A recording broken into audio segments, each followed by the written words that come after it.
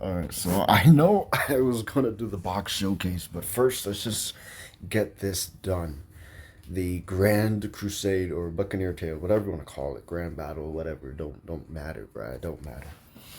Whatever you want to call it. This is gonna be like a quick sort of guide just so you know everything about this specific game mode, which I think is very good. I think it's more catered toward veteran players, but it's a very good game mode.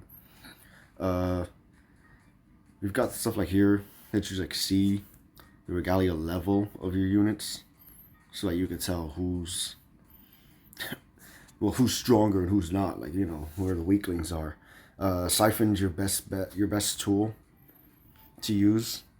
Mostly, I use it for like let's say Shiro is part of my team to beat the EX boss. So if I don't want Fen to have his sort of art gen regalia gauge and give it to Shiro, so Shiro has a better chance against the boss, you could just give all of that to Shiro. So a very good tool to use. If you use it correctly, then it's very, very effective. Memories, if you want to read the story like an idiot. Records is just showing you everything you've done, as well as the stats of your point character, the rewards, whatever. It's all that kind of stuff. Support units, it's kind of whatever. I mean, like, they're not nearly as like required as mines. You could put whoever. It doesn't really matter. You don't get any bonuses if someone uses this character. So it is what it is. So let's just go right to the areas. So this is like the reverse mines, where you're going up and you're fighting different like levels or areas with different enemies and stuff. But yeah, this basically you'll travel the map. There's gonna be treasure chests here. I probably should have went to one with a treasure chest. I'm an idiot. Hold on.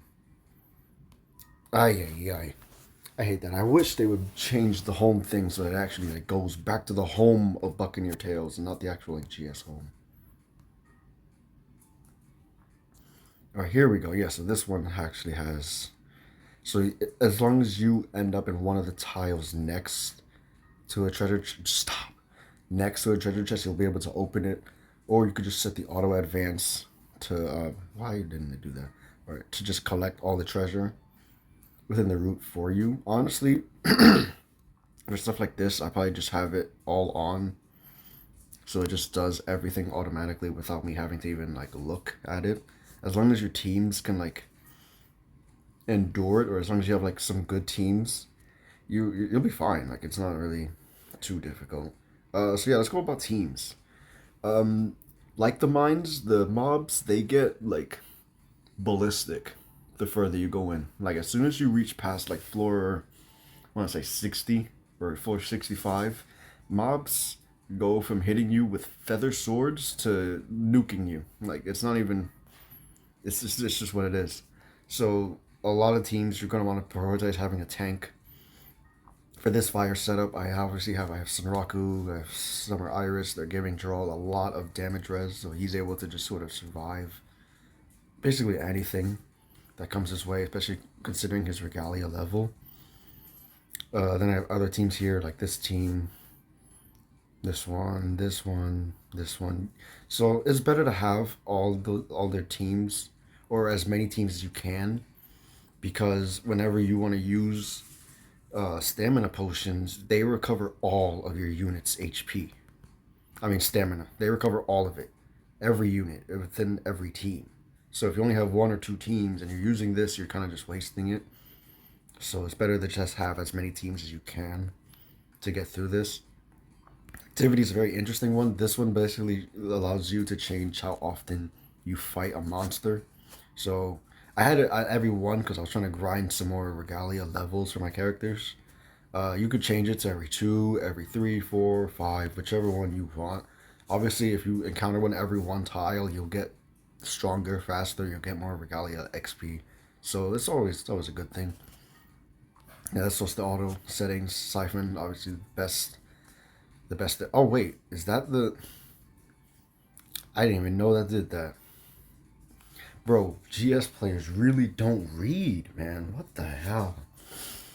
Uh, yeah, that's basically it in terms of like like searching around, like trying to find treasure and stuff. Obviously, you have like a boss that you eventually have to fight.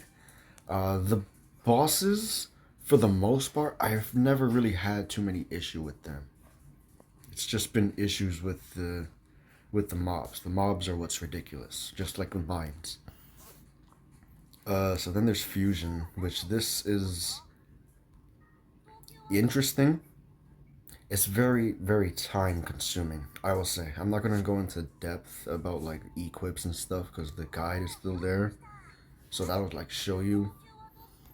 But basically, if you all of these like colors represent a different equip. So obviously, red physical, purple magic, blue defense, green heal, yellow support. It's basically that's all it is.